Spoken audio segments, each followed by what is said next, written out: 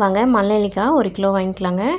அதில் இருக்கிற கொட்டையெல்லாம் எடுத்துகிட்டு இந்த மாதிரி நீல வாக்கில் கட் பண்ணி மிக்ஸி ஜாரில் போட்டு நல்லா நைஸாக அரைச்சிக்கலாங்க. ஒரு அரை டம்ளர் மட்டும் தண்ணி விட்டு நைஸாக அரைச்சிக்கோங்க.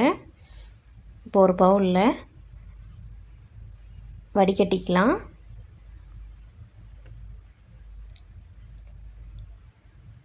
ரெண்டு டைமாக போட்டிங்கன்னா கரெக்டாக இருக்கும். பாருங்கள் இந்தளவுக்கு வந்துருச்சு. இப்போ ரெண்டாவது டைமும் நான் போட்டு தண்ணி அரை டம்ளர் விட்டுருக்கேன். வடிகட்டிக்கலாங்க. இதை நீங்கள் ஃபஸ்ட் டைம் மட்டும் தண்ணி விட்டு அரைச்சதை மட்டும் வடிகட்டிக்கலாம். செகண்ட் டைம் வேணும்னா யூஸ் பண்ணிக்கோங்க. இல்லைனா ஜாம் செய்யவும் யூஸ் பண்ணிக்கலாங்க. நான் ஜாம் எப்படி செய்கிறதும் போட்டிருக்கேன். அதுலேயும் நீங்கள் செக் பண்ணி பார்த்தீங்கன்னா தெரியும். ஜாம் யூஸ் பண்ணுற மாதிரி இருந்தால் 1 டைம் மட்டும் வடிகட்டிக்கோங்க. ஜாம் வேணான்னா 2 டைமாக நீங்கள் தண்ணி விட்டு வடிகட்டி எடுத்துக்கலாம். பாருங்கள் நான் இன்னொரு டைம் வடிகட்டுறேன்.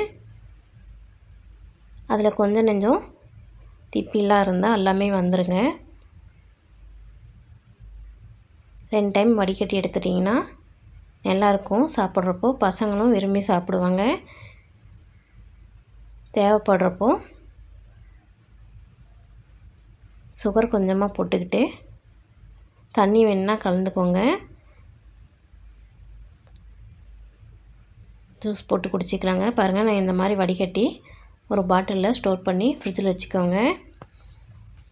வேணுங்கிறப்போ சுகரோ இல்லது உப்பு மட்டுமே போட்டு தண்ணி கொஞ்சமாக கலந்துக்கலாம்.